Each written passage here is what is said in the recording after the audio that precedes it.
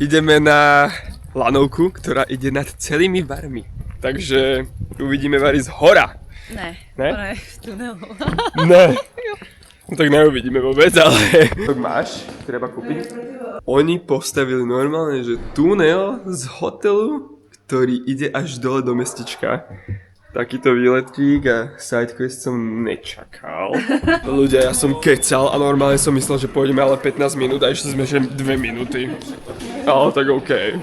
Fakt? Maton je live bar, našťastie. Blanka vybavila pasku, takže tam máme všetko zadara. Blanka proste woo! Dobrý! Vedeli by ste nás zobrať? Chcete nás v termálku? Jasne, tak po... Tak si to vidíš na to. Áno.